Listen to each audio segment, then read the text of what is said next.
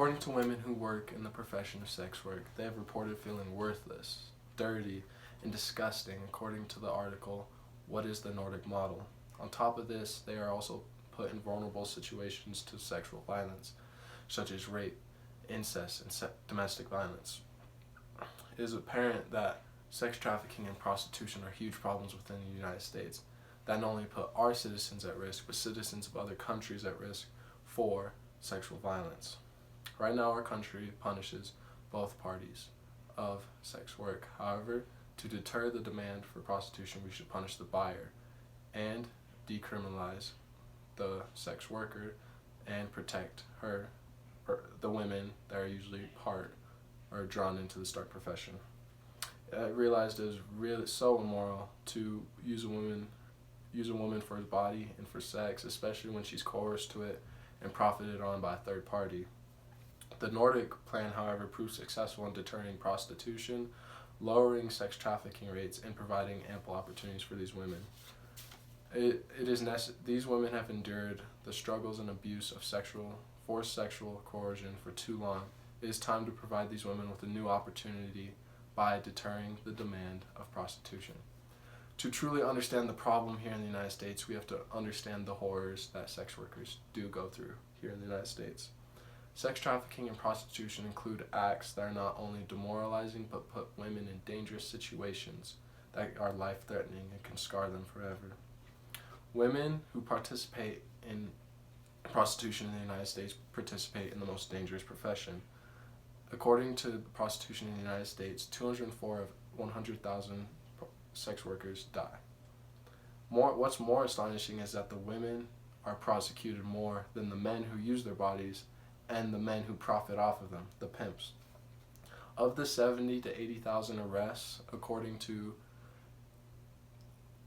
prostitution in the United States, 70% are women sex workers, 20% are pimps and male sex workers, and the last 10% are the most heinous of crimes, the men buying these women, using their bodies.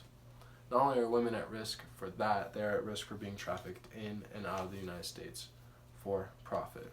The American Civil Liberties Union has evidence from the United States State Department which states around 15,000 to 18,000 people are trafficked into the United States every year.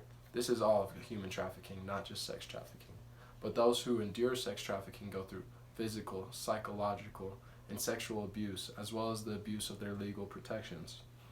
Immigrant women are at risk for being trafficked outside of the United States, and that is because of their lack of knowledge, inability to speak English, and the lack of provision of government watch from the jobs they work. This makes them easy to target and manipulate, thus making them part of the trafficking business for what could be their whole lives. Despite these atrocities, there is still hope for women, and there's still hope for their safety and rights, and that is with the implementation of the Nordic model. This values women and treats them as victims in the situation because most of the time they are in this process.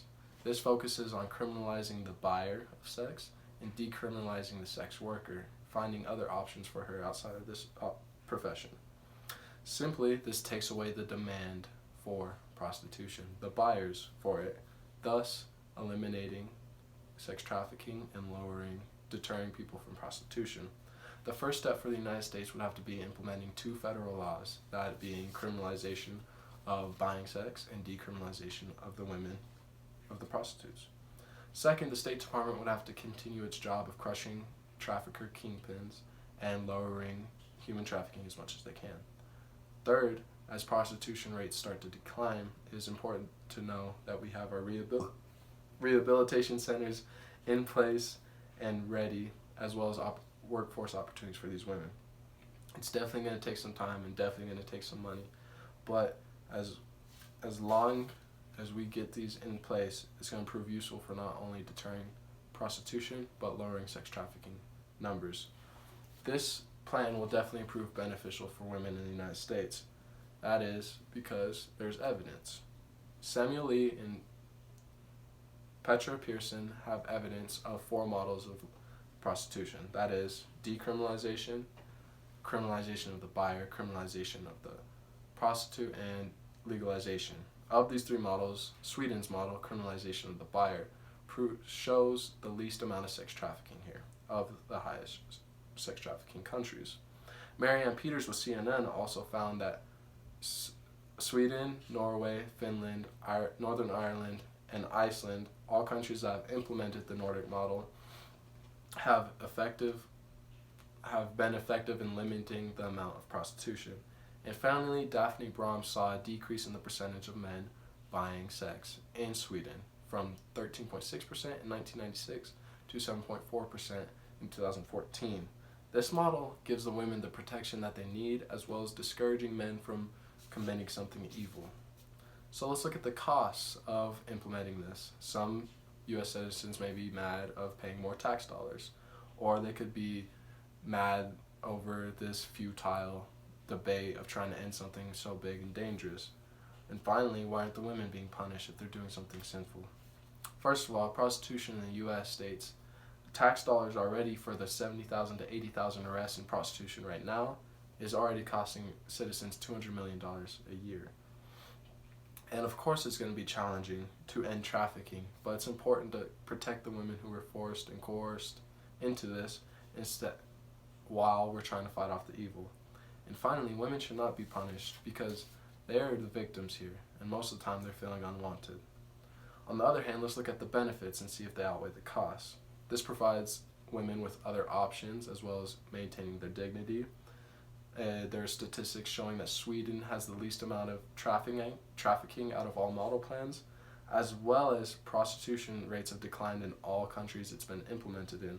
And finally, we're setting a standard in the U.S. here that it's demoralizing to use a woman for a body like that.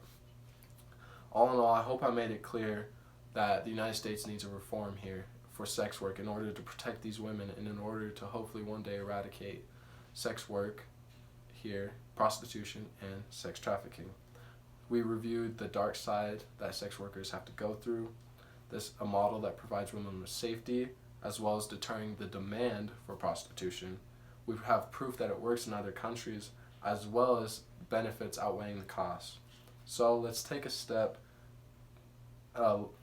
leap and prioritize the safety of the women without them having to sacrifice their mental health and bodies.